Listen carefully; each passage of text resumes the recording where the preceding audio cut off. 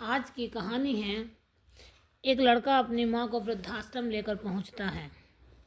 संजय अपनी माँ को वृद्धाश्रम लेकर पहुँचे तो उन्हें एक दिन उस रात वृद्धाश्रम में ही रुकना पड़ा। अचानक रात को किसी की आवाज़ सुनाई पड़ी। जैसे ही संजय ने जाकर देखा तो वहाँ का नज़ारा देखकर वो बेहोश हो गए। शहर के जाने माने वृद्ध आश्रम में संजय नाम का एक 50 वर्षीय व्यक्ति अपनी 80 वर्षीय माँ को छोड़ने के लिए आया था। रिसेप्शन पर बैठी ममता और संजय के बीच बातचीत चल रही थी।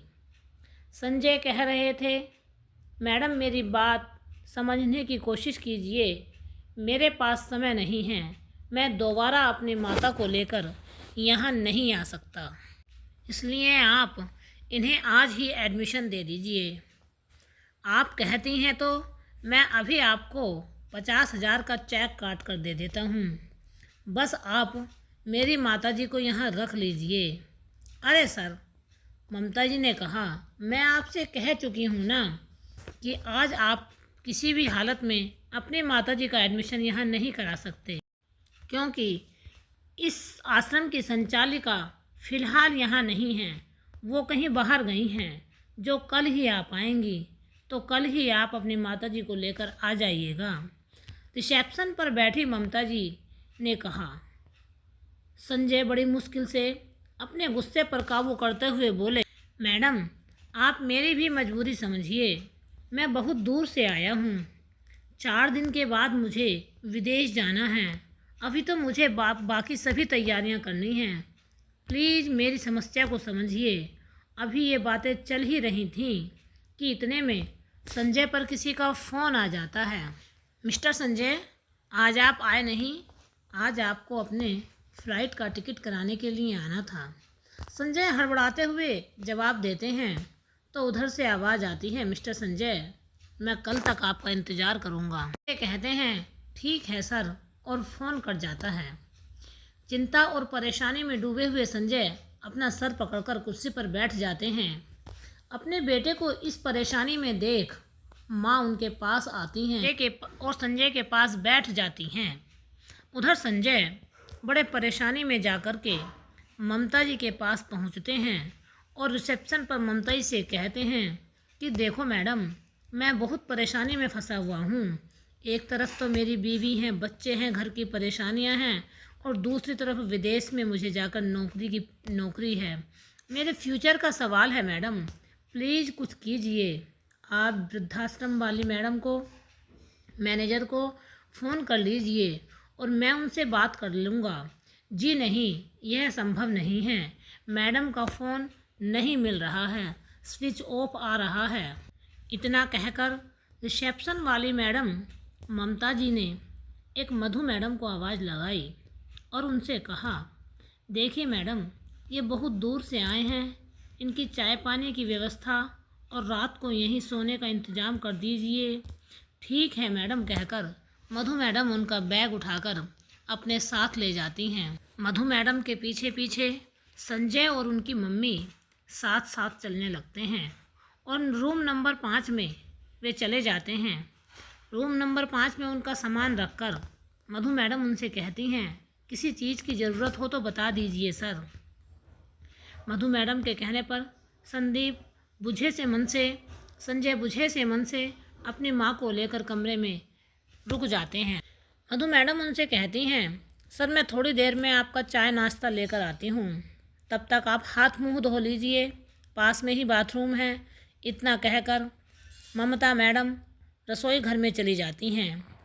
संजय वहीं लैपटॉप लेकर बैठ जाते हैं और जल्दी से अपने ऑफिस का काम निपटाने लगते हैं। इतने में उनकी माँ नन्हो देवी, जो अपने साथ में एक बैग लाई थी, वो बैग खोलकर बैठ जाती हैं और सिल्वर फ्लाइट में लिपटी हुई रोटी निकालते हुए बोली, पता है बेटा, मैंने सुबह सुबह उठ तुम्हारे लिए आलू के परांठे बनाए थे और तुम्हें पसंद है ना, अचार भी लाई हूँ। अपनी माँ की इस बात को संजय पर कोई असर नहीं पड़ा, वे तो अपने काम में बिजी थे। फिर भी नन्हो जी बोली, अच्छा कोई बात नहीं, मैं ही तुम्हें अपने हाथों से खिला देती हूँ। जैसे ही रोटी का एक निवाला तोड़कर संजय को खिलाने लगी तो संजय गुस्से में झेंपते हुए बोले, क्या है माँ, आपको तो कोई काम नहीं है, मुझे अभी बहुत सा काम निपटाना है, आप खुद ही खा लीजिए, मुझे अभी भूख नहीं है। बेटे की यह बात सुनकर नन्हो जी थोड़ा सहम गईं। चुपचाप वह परांठे वापस बैग में रख दिए। फिर बोली, ठीक है बेटा, तुम्हें जीवन में बहुत तरक्की मिले, बहुत बड़े आदमी बनो, मेरी भगवान से यही प्रार्थना है। थोड़ी देर यूं ही बैठे बैठे नन्हो जी अपने अतीत के विषय में सोचने लगीं। 24 वर्ष की नन्हो जी जब शादी करके अपनी ससुराल आई थीं, तभी से उन्हें जिम्मेदारियों के बोझ तले दबा दिया गया था। घर में कई सदस्य थे, 2 ननद थीं, उनके पति को लेकर अपने मायके में ही जमी रहती थीं। उनका पति सास का बेहद लाडला था। 2 जेठ थे, 2 जिठानी थीं। दोनों जेठों की सर्विस लगी हुई थी, इसलिए दोनों जिठानियों पर उनकी सास का रोब नहीं चलता था। ले दे करके नन्हो देवी पर ही उनकी सास का रोब चलता था। नन्हो देवी के पति एक छोटी सी प्राइवेट नौकरी में कंपनी में कार्य करते थे, कुछ खास नहीं कमा पाते थे। घर का कर्ज ससुर और जेठ की कमाई पर ही चलता था। इस कारण से नन्हो देवी की हैसियत एक घर में नौकरानी से ज़्यादा नहीं थी, लेकिन इतना ही काफ़ी नहीं था। विवाह के 7 साल बाद हो गए, 7 साल बाद भी नन्हो देवी के पास में अभी कोई बच्चा नहीं था। मन की पीड़ा और भी तब बढ़ जाती है जब ससुराल वाले उन्हें बांझ कहकर पुकारने लगे थे। आखिरकार विवाह के 15 वर्ष के पश्चात भगवान ने उनकी प्रार्थना सुनी और एक बेटे की प्राप्ति हुई। अभी बेटा 3 साल का ही हुआ था कि उनके पति की किसी बीमारी के चलते मृत्यु हो गई। अब जो नन्हो देवी थी वो पूरी तरह से टूट चुकी थी। अब उनके जेठ और जिठानी भी परिवार से अलग हो गए थे। सास ससुर भी कुछ समय के बाद स्वर्ग सिधार गए थे। ननद और नंदोई ने अपना घर अलग बना लिया था। नन्हो देवी अब अपने बेटे के साथ अकेली ही रह रही थीं, लेकिन उन्होंने हिम्मत नहीं हारी। अपने बेटे के पालन पोषण में उसने लोगों के घरों में काम करना शुरू कर दिया और सारा दिन वो काम करती और अपने बेटे को कभी अकेला नहीं छोड़ती थी, अपने साथ ही रखती थीं। इतनी मुश्किलें आने के बावजूद भी नन्हो देवी ने उन्हें पढ़ाया लिखाया और इस काबिल बनाया कि बड़ा होकर वो लड़का मल्टीनेशनल कंपनी में नौकरी मिल गई। फिर उनकी मुलाकात एक लड़की से हुई, जहां दोनों एक दूसरे की ओर आकर्षित होने लगे और जल्द ही शादी के बंधन में बंध गए। लड़की का नाम था आशा। आशा मॉडर्न ख्यालात की लड़की थी। घर का काम करना उन्हें बिल्कुल अच्छा नहीं लगता था। जहां घर का सारा काम नन्हो देवी को ही करना पड़ता था, वहीं उन्हें उनकी बहू को पूरे दिन घूमना फिरना, सहेलियों के साथ शॉपिंग करना, अपने माँ बाप के घर चले जाना, ये उनका आए दिन का तरीका था। नन्हो देवी को यह बिल्कुल पसंद नहीं था, लेकिन वो कहती भी तो किससे कहती। बहू को समझाने लगती तो 2 टूक जवाब उन्हें सुनने को मिल जाते थे। और बेटा तो अपनी पत्नी का इतना दीवाना था। खैर, जैसे तैसे ज़िंदगी चल ही रही थी। संजय और आशा की शादी को अब 15 साल बीत चुके थे। नन्हो जी के 2 पोते थे। एक पोता 10 साल का था और दूसरा 8 साल का। उधर बहू के मायके वाले अमेरिका में जाकर बस गए थे और बहू ने भी यही रट लगा ली थी कि उसे भी अमेरिका ही जाना है। वहाँ की हाई फाई लाइफ में का मज़ा ही अलग है। संजय की कंपनी ने उसे विदेश में नौकरी का ऑफ़र दिया। यहाँ से दुगने तनख्वाह के लालच में संजय ने भी हाँ कर दिया। उसकी पत्नी आशा और उसके दोनों बच्चों का तो खुशी का ठिकाना ही न था। संजय अपनी माँ को अपने साथ ले जाना चाहते थे, लेकिन उनका वीज़ा रिजेक्ट कर दिया गया था। इस पर संजय बड़े परेशान थे। अब वह क्या करें। उधर उनकी पत्नी आशा अमेरिका जाने की जिद पर अड़ी थी। उसने सुझाव दिया कि फ़िलहाल माँ जी को वृद्धाश्रम में भेज देते हैं और 1 साल बाद दोबारा वीज़ा अप्लाई करके उसने अपने साथ ले चलेंगे। लेकिन संजय कहते हैं अगर अगली बार भी वीज़ा नहीं लगा तो इस पर आशा बोली, अरे तो क्या हुआ, बल्कि मैं तो तुमसे यही कहती हूँ कि उनके लिए तो सबसे बढ़िया वृद्धाश्रम ही रहेगा। वह क्या करेंगी हमारे साथ विदेश में जाकर, और तुम्हें भी अपनी माँ के बारे में सोचने की ज़्यादा आवश्यकता नहीं। अपने फ्यूचर के बारे में सोचिए। संजय को भी यह बात ठीक लगी और वह अपनी माँ को वृद्धाश्रम भेजने के लिए तैयार हो गए। इतने में ही चाय बिस्किट लाया हूँ माताजी, ममता जी की आवाज़ सुनी तो नन्हो जी की भी ध्यान टूटा और वह वर्तमान में आ गई। नन्हो जी ने चाय का कप उठाकर चाय पीने लगी तो संजय से बोली, अच्छा बेटा, कम से कम चाय तो पी लो। क्या माँ, मैं तो इतना परेशान हूँ और आपको चाय की सूझ रही है। आज काम पूरा करके नहीं दिया तो कंपनी के बॉस की डांट सुनने को मिलेगी, और यहाँ इंटरनेट नहीं है। पता नहीं यह वृद्धाश्रम वालों ने भी अपने ही नियम बना रखे हैं। हद है, इन लोगों ने अपने ही नियम बना रखे हैं। कोई किसी की परेशानी को समझने को तैयार ही नहीं है। ना कोई ये समझ रहा कि कोई कितनी दूर से आया है। और एक तरफ ये वृद्धाश्रम की जो मैनेजर हैं वो घूमने निकली हैं, और दूसरी तरफ जो मैडम यहाँ बैठी हुई हैं वो किसी की बात सुनने को तैयार ही नहीं है। संजय इतना कह ही रहे थे कि उनके सामने ममता देवी खड़ी हुई थीं। संजय ने जब उन्हें देखा तो वो हड़बड़ा गए और कहने लगे, नहीं नहीं, मैं तो वैसे ही कह रहा था। ममता देवी बोली, मिस्टर संजय, कोई बात नहीं, तुम्हारे जैसे व्यक्ति मुझे आए दिन ही मिलते हैं। चलिए अपन बाहर चलते हैं इस कमरे से, मुझे तुमसे कुछ बात करनी है। संजय को लगा शायद मैडम कुछ ज़्यादा पैसे की डिमांड करेंगी और तुम्हारा काम कर देंगी।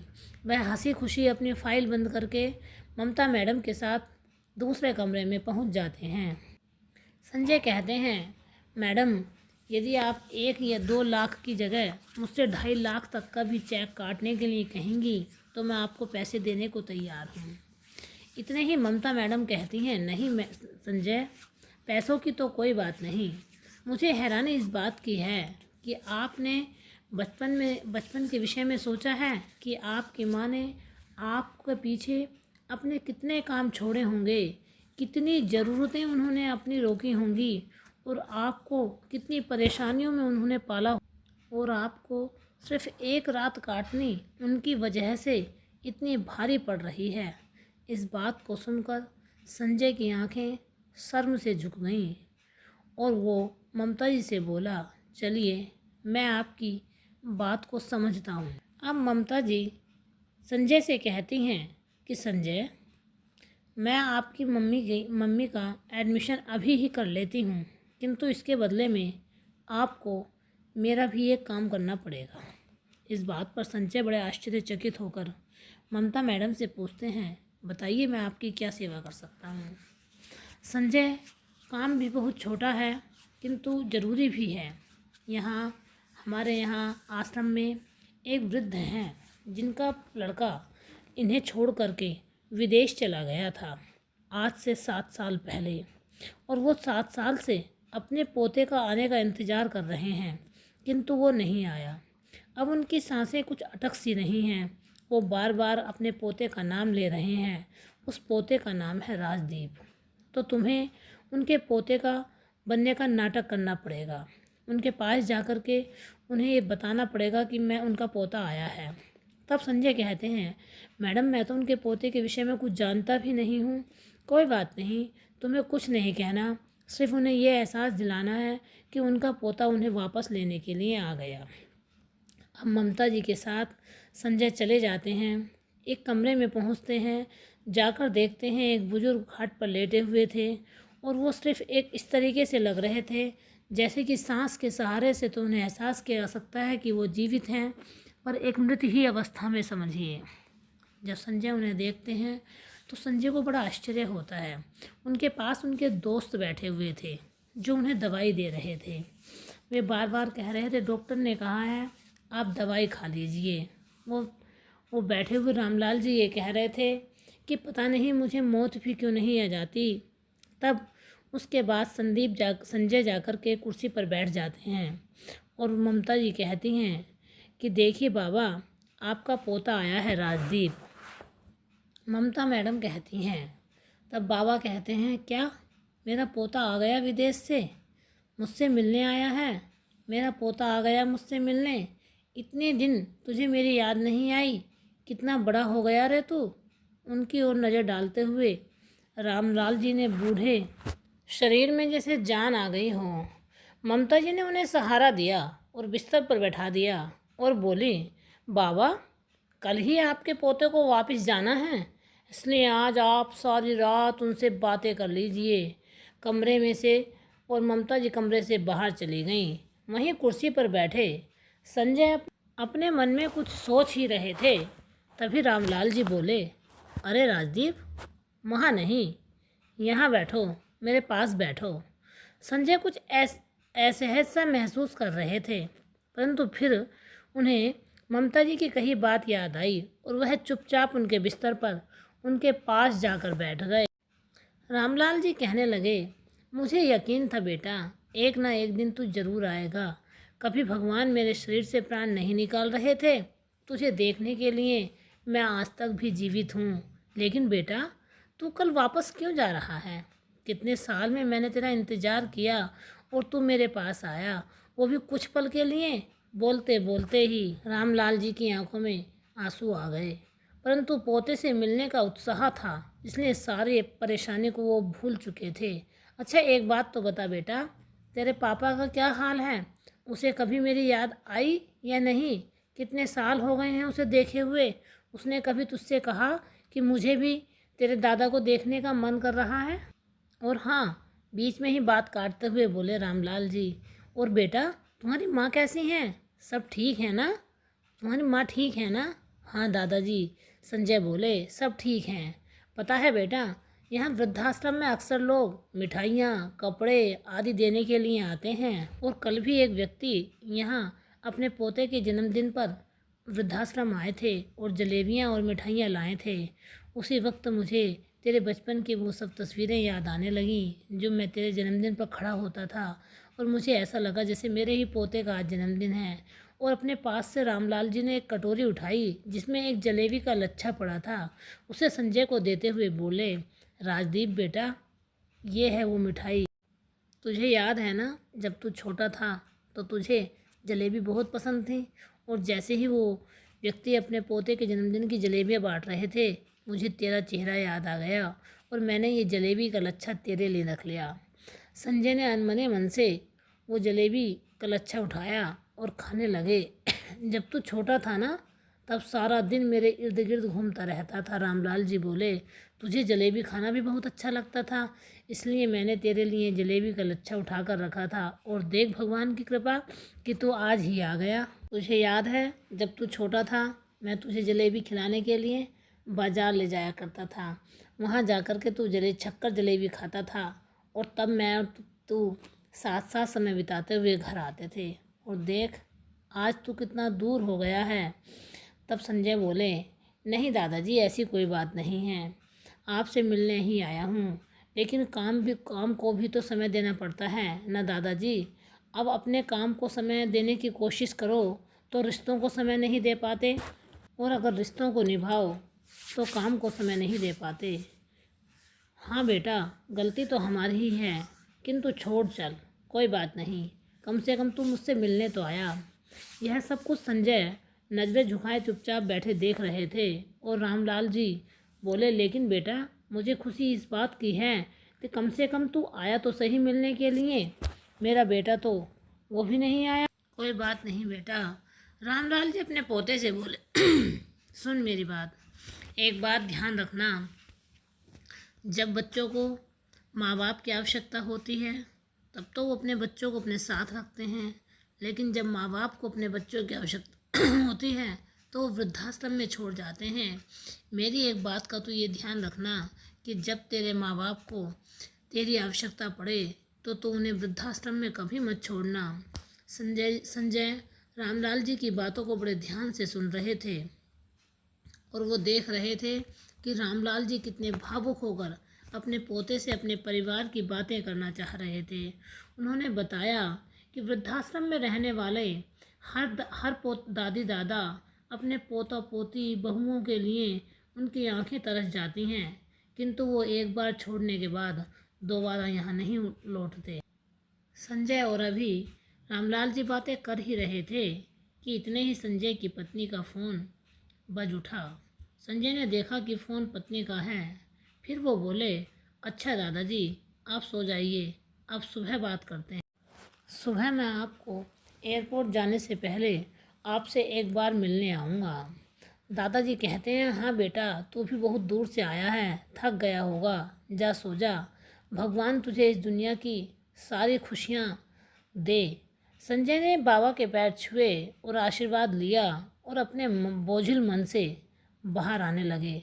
लेकिन जैसे ही वे दरवाजे की चौखट को लांघने लगे उसी समय संजय को एक चीख सुनाई दी। संजय वापस होकर पीछे देखा तो संजय ने देखा कि रामलाल जी बिस्तर पर एक निढाल से पड़े हैं। संजय जल्दी से उनके पास गए। उन्होंने उन्हें हिलाया डुलाया, किंतु संजय ने देखा कि रामलाल जी तो ख़त्म हो चुके थे। रामलाल जी अपना शरीर त्याग चुके थे।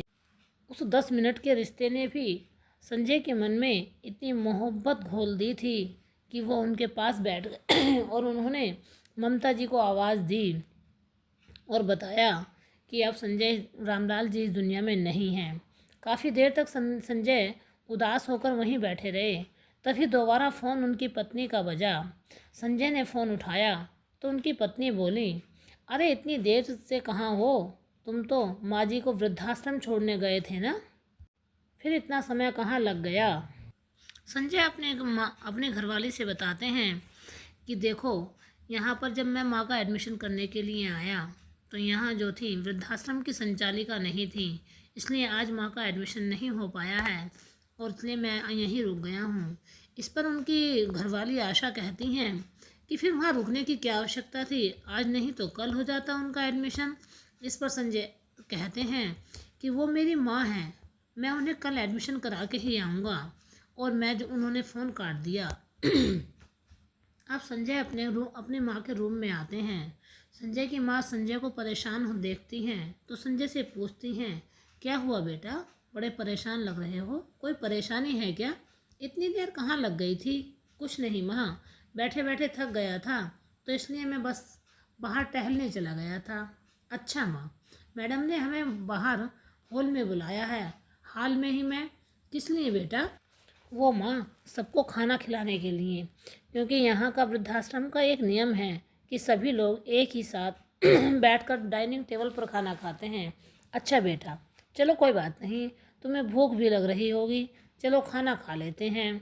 अब संजय अपनी माँ को लेकर के बाहर डाइनिंग टेबल पर चले जाते हैं।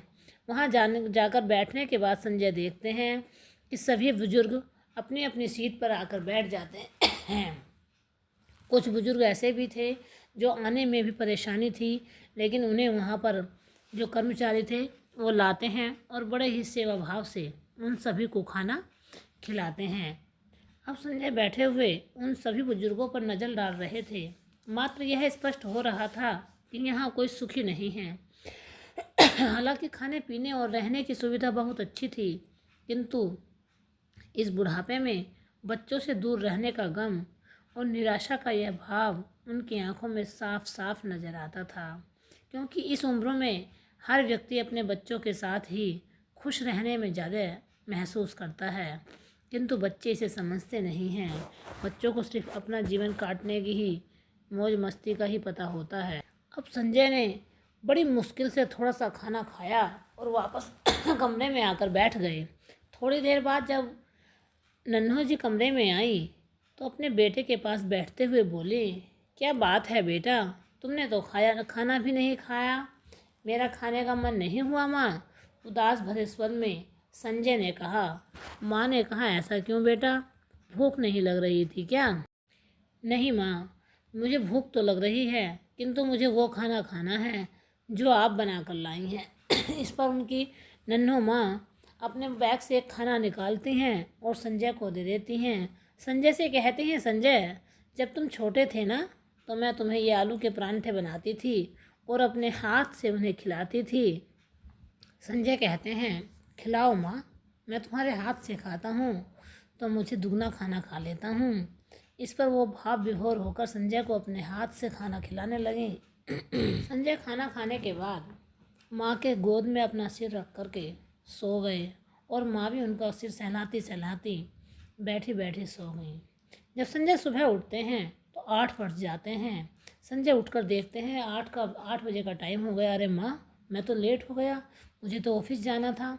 जल्दी जल्दी अपना सामान पैक करते हैं और बाहर अपने रिसेप्शन पर अपना फॉर्मेलिटी पूरी करने के बाद संजय जो हैं अपनी नौकरी पर पहुंच जाते हैं। संजय वहां पर जाने के बाद में नौकरी पर बड़े परेशान रहते। दिन भर उनके दिमाग में कुछ उथल पुथल मची रहती है। उसे ऐसा लग रहा था जैसे वह बहुत कुछ पीछे छोड़ कर आया है। न चाहते हुए भी बार बार वृद्धाश्रम में रहने वाले वो बुजुर्ग लोगों की बेबस, लाचार और निराशा से भरी आंखें उनके सामने आ रही थीं। रात को संजय जब घर पहुँचे तो गुमसुम से थे। उन्हें देखकर उनकी घरवाली बोली, छोड़ आए माँ को वृद्धाश्रम? इस पर संजय ने कहा, सिर हिला दिया, हाँ। तो आशा बोली, वैसे तो अच्छा ही हुआ, आखिर कब तक हम उनका बोझ उठाते। अच्छा, तुम हाथ मुंह धो लो, खाना तैयार है। पत्नी की बातें सुनकर संजय हैरान में पड़ गए। अब तक तो उनका दिमाग उलझनों से घिरा हुआ था, लेकिन अब शायद उनके दिमाग में स्पष्ट हो चुका था कि उनका अगला कदम क्या होगा। अरे क्या हुआ, अभी तक फ्रेश होकर नहीं आए? तुमने खाना ठंडा हो गया, उनकी पत्नी ने कहा। तो संजय बोले, मुझे भूख नहीं है, और उठकर अपने कमरे में चले गए। रात को सब लोग सो चुके थे, लेकिन संजय की आंखों से नींद गायब थी। वह रात उनके लिए बड़ी मुश्किल कटी। अगले दिन सुबह सुबह संजय बिना किसी को बताए अपनी गाड़ी लेकर घर से निकले और ठीक 2 घंटे के बाद उसी वृद्धाश्रम के सामने खड़े थे जहाँ एक दिन पहले वह अपनी माँ को छोड़कर आए थे। जैसे ही अंदर की ओर गए तो सामने वही ममता मैडम खड़ी थी और बड़े इत्मीनान से उनकी आंखों को देख रही थीं। कुछ बुजुर्ग लोग आंगन में टहल रहे थे। अंदर आकर संजय यहाँ वहाँ देखने लगे। मैडम, मेरी माता जी कहाँ हैं? प्लीज़ उन्हें बुला दीजिए। तो मैडम बोली, देखिए संजय, अभी तो आपकी माँ जी बात नहीं कर सकती। क्यों मैडम, ऐसा क्यों हो गया? अच्छा, माँ अभी तक सोई होंगी। कोई बात नहीं, मैं यहीं बैठता हूँ, जब जाग जाएंगी तब उनसे मिल लूँगा। नहीं, मैडम ने कहा। नहीं मिस्टर संजय, वो सोई नहीं, बल्कि वृद्धाश्रम के कुछ बुजुर्ग महिलाओं के साथ पास में ही मंदिर में पूजा करने के लिए गई हैं। दरअसल उन्होंने निर्जला उपवास रखा है अपने बेटे के लिए। अपनी सेहत और जीवन की परवाह किए बिना उन्होंने इस उम्र में भी जितिया का कठिन व्रत धारण किया है। इस समय वह पूजा में व्यस्त हैं। आपकी लंबी उम्र और तरक्की के लिए भगवान से प्रार्थना कर रही हैं। मैडम की यह बात सुनते ही संजय की आंखों में अश्रुधारा बह निकली।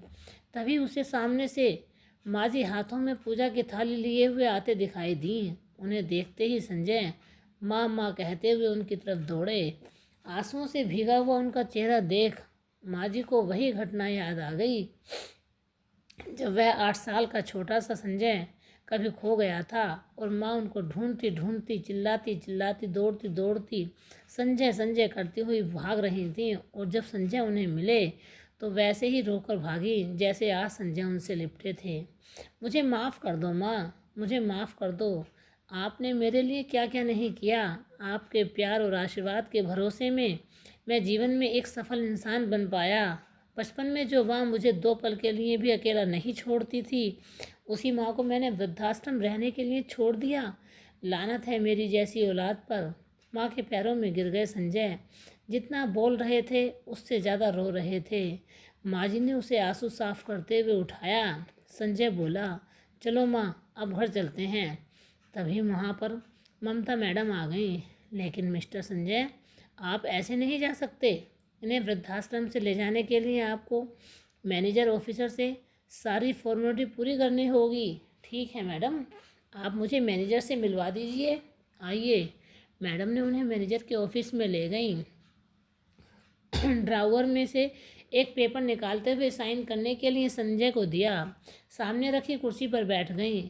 यह देखकर संजय हैरत में पड़ गए और बोले, यहाँ मैनेजर अभी तक नहीं आई? तो मैडम बोली, मिस्टर संजय, इस वृद्धाश्रम की मैनेजर मैं ही हूँ।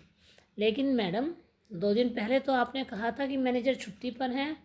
तब मैडम मुस्कुराती हुई बोली, वह सब झूठ था, और झूठ मैंने इसलिए बोला था ताकि आप एक रात यहाँ रुकें, देखें कि उम्र के इस पड़ाव में परिवार से अलग होकर इंसान की हालत क्या हो जाती है। यहाँ आने वाले सब लोगों को मैं एक मौका देती हूँ। वो लोग खुश नसीब होते हैं जो इस मौके को संभाल लेते हैं और अपने रिश्तों की अहमियत समझते हैं। मिस्टर संजय, माँ बाप बच्चों के जन्म से पहले ही उनका कैरियर बनाने के लिए पैसा जमा करते हैं, लेकिन बदले में उम्मीद नहीं करते कि बच्चे बड़े होकर उनके बुढ़ापे के लिए जमा करें, क्योंकि उस समय उन्हें पैसे की ज़रूरत नहीं होती। उन्हें ज़रूरत होती है अपने बच्चों के थोड़े से प्यार की, साथ की, घूमने की, समय देने की, जो उन्हें इस अवस्था में खुशी खुशी निकल जाती है। यह बात सुनकर संजय की आंखों से आंसू बोले, आपका बहुत बहुत शुक्रिया मैडम, आपने मुझ पर एक बड़ा एहसान किया है। आपका बहुत धन्यवाद। अपनी माँ को लेकर संजय सीधे वृद्धाश्रम के गेट से बाहर जाने लगा। तभी सभी बुजुर्ग टकटकी लगाकर उन्हें जाते देख रहे थे। कुछ बुजुर्ग तो उन्हें बाहर तक छोड़ने आए।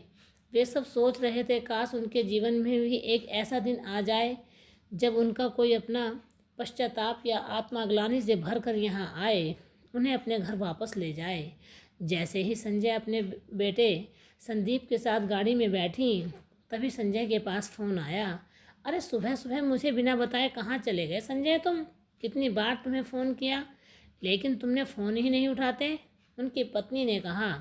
संजय बोले, मैं वृद्धाश्रम से माँ को वापस लेने ला रहा हूँ। तुम माँ को वापस ला रहे हो? अरे उन्हें रखोगे कहाँ? हमें तो विदेश जाना है, और मैं बता देती हूँ, विदेश जाने का प्रोग्राम मैं हरगिज कैंसिल नहीं करूँगी। जहाँ से ला रहे हो वहीं वापस छोड़ाओ उन्हें, उनकी पत्नी ने कहा। तो संजय बोले, बिल्कुल नहीं, मैं अपनी माँ को अकेले छोड़कर अमेरिका नहीं जा सकता। तुम्हें जाना है तो जा सकती हो, मैं तुम्हें छोड़ने को तैयार हूँ, लेकिन अपनी माँ को नहीं। कहते हुए संजय ने फ़ोन काट दिया। मन ही मन ठान लिया था कि अब चाहे जो भी परिस्थिति हो, मैं अपनी माँ के साथ ही रहूँगा। तो दोस्तों, आपको वृद्धाश्रम की मैनेजर की समझदारी में कैसी लगी? देखिए, हर माँ बाप अपने बच्चों के साथ समय चाहता है। बुजुर्ग अवस्था में ना तो माँ बाप आपसे धन चाहते हैं, ना आपसे दौलत चाहते हैं, ना आपसे कपड़े चाहते हैं, ना संपत्ति चाहते हैं, सिर्फ समय चाहते हैं। इस समय को आप भी दीजिए, परिवार आपका भी है, आप भी बुजुर्ग होंगे, इस अवस्था में आप भी आएंगे। यदि हर व्यक्ति, हर बच्चा इस परेशानी को समझे तो शायद अपने देश से वृद्धाश्रम ही ख़त्म हो जाएंगे। हर व्यक्ति को अपनी मोहब्बत का समय अपने माँ बाप को ज़रूर देना चाहिए, किसी लिए भी नहीं। इस दुनिया में लाने की बदौलत तो हम अपने माँ बाप को इतना समय दे ही सकते हैं जितना उन्होंने हमें दिया है, बदले में वो समय तो हमारा हक बनता है उन्हें देने का।